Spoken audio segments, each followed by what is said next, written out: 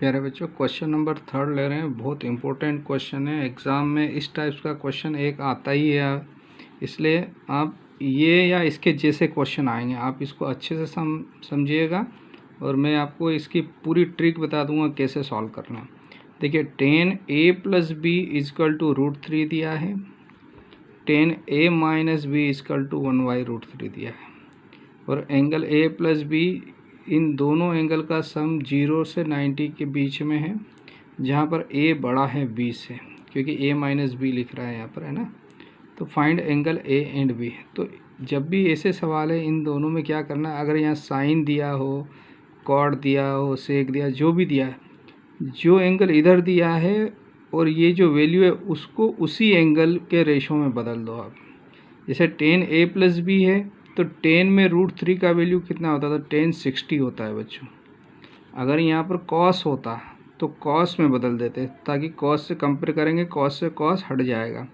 तो यहाँ tan a - b का वैल्यू 1/√3, तो 1/√3 tan में कितने का वैल्यू होता है, किस रेशो का वैल्यू, तो tan 30 का वैल्यू होता है 1/√3। तो इन दोनों का वैल्यू हम यहाँ रख देंगे, हमारा सवाल सॉल्व हो जाएगा। तो दिस इम्प्लाइज यहाँ से क्या हो जाएगा, this implies tan a + b = tan, ये √3 tan में किसका वैल्यू होता है, tan 60 का होता है। एंड इधर tan a - b, और ये 1/√3 इस tan में कितने, यानी tan में कितने का वैल्यू होता है, तो ये होता है tan 30 का। अब यहाँ पर बात आती है कंपैरिजन की। तो देखिए, यहाँ पर भी ये tan, यानी a + b की जगह यहाँ कितना लिखा है, 60। यहाँ a - b की जगह क्या लिखा है, 30। तो यहाँ लिखेंगे बाय कंपेयरिंग,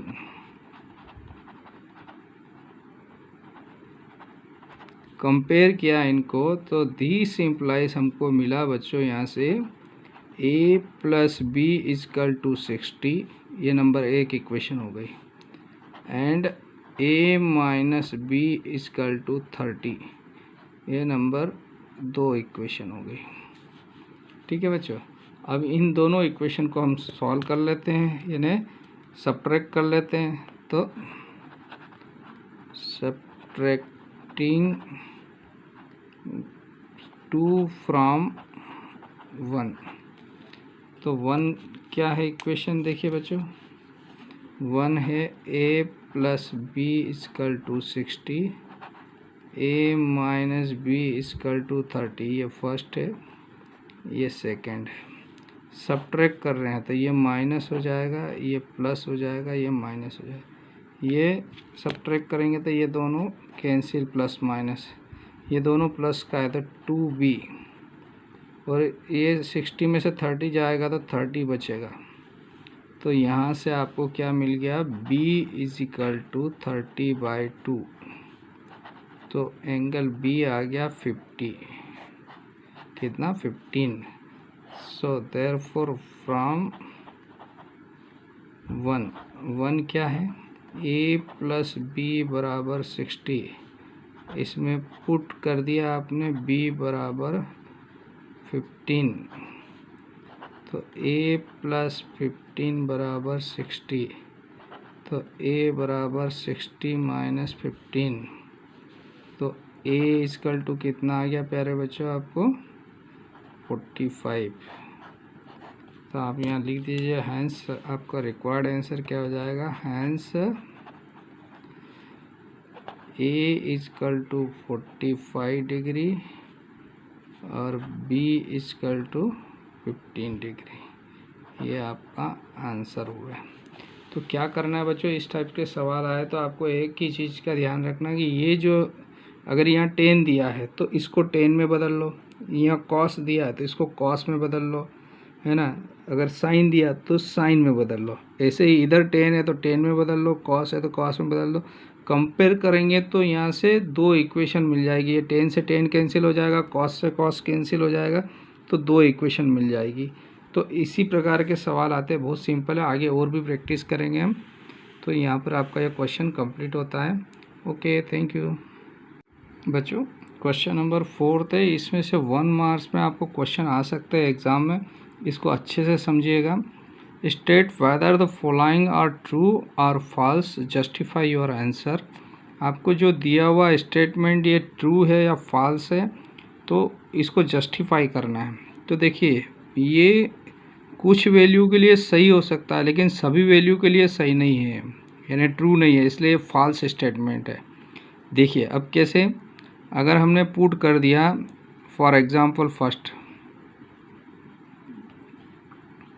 a=0 ले लेते हैं और b= आपने कुछ ले लिया 30 डिग्री, ठीक है बच्चों।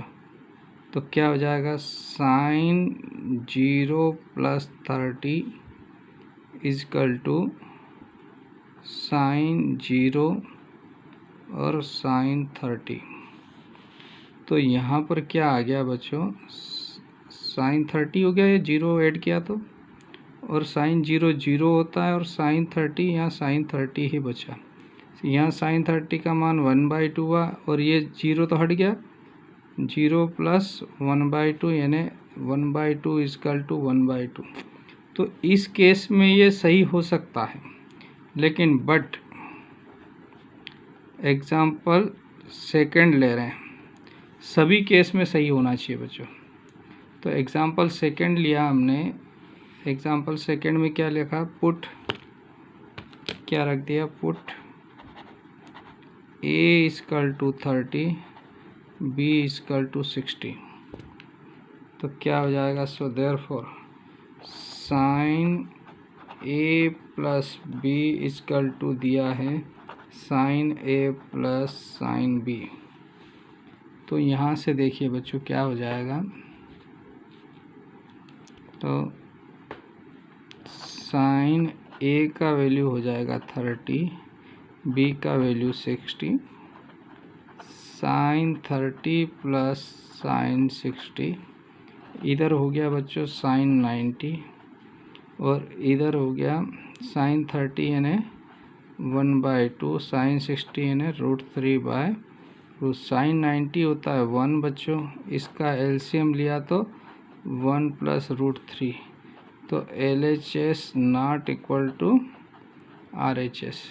तो इस केस में ये सही नहीं है, तो हमारा जो आंसर होगा वो क्या हो जाएगा कि गिवन स्टेटमेंट क्या है, कैसा है, फॉल्स स्टेटमेंट है। सो देयरफॉर क्या लिख देंगे, सो देयरफॉर गिवन है ना स्टेटमेंट क्या हो जाएगा, इज फॉल्स।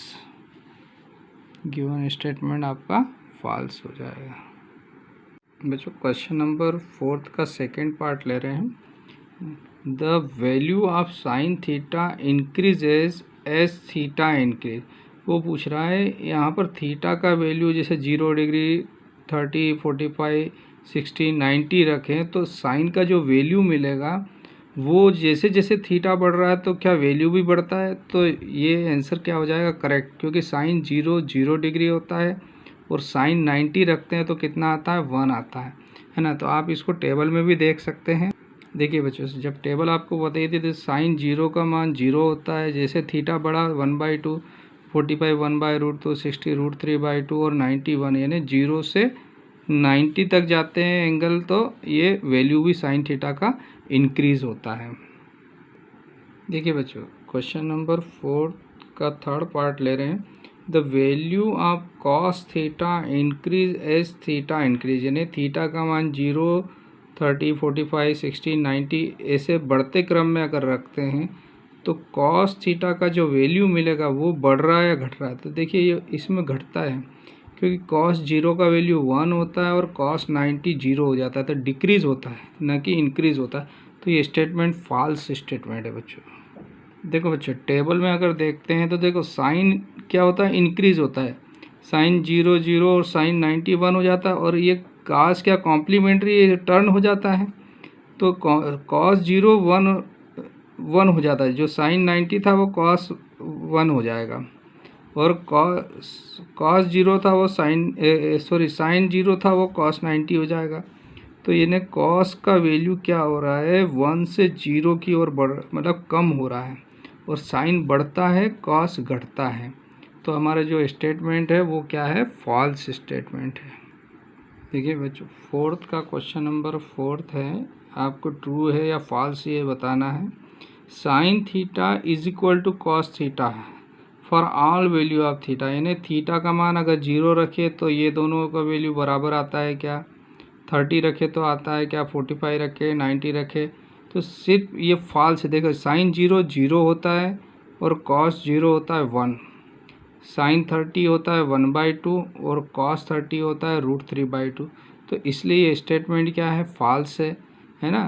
क्यों, ये सिर्फ किसके लिए करेक्ट है बच्चों, सिर्फ थीटा इजकल टू 45 के लिए। देखो बच्चों अगर टेबल में देखें तो साइन 0 का मान 0 है तो कॉस 1 है, दोनों अलग है। साइन 30 का देखें तो 1/2 तो ये √3/2 दोनों अलग है बच्चों। सिर्फ 45 का वैल्यू दोनों का सेम आता है, बाकी कॉस 60 √3/2 1/2 और ये साइन 90 लेंगे तो इधर 1 कॉस 90 0 हो जाएगा। यानी 90 डिग्री से लेके सभी वैल्यू के लिए इसका चेंज सिर्फ 45 के लिए सेम आता है, इसलिए जो गिवन स्टेटमेंट है वो क्या है, फॉल्स। देखिए बच्चों लास्ट वाला बहुत अच्छा क्वेश्चन है। Cot a is not defined for angle a is equal to 0 degree, यानी कॉट 0 डिग्री वैसे इनफाइनाइट नॉट डिफाइन होता है। इसको और भी हम क्लियर कर देते हैं, ट्रू है, क्योंकि हम जानते हैं कॉट किसका रेसिप्रोकल होता है, 10 का। कॉट ए होता है 1/10 ए, और 10 ए में अगर 0 डिग्री रखते हैं तो 10 ए क्या आता है, 0। तो इस केस में वैन यहाँ लिख देता है, when angle a is equal to 0 then क्या हो जाएगा, ये कॉट 0 हो गया तो 1/10 का वैल्यू 0 होता है, और 1/0 यानी नॉट डिफाइंड लिखो या इनफाइनाइट लिखो। तो ये स्टेटमेंट जो बोला है वो क्या है, करेक्ट है, ट्रू है बच्चों।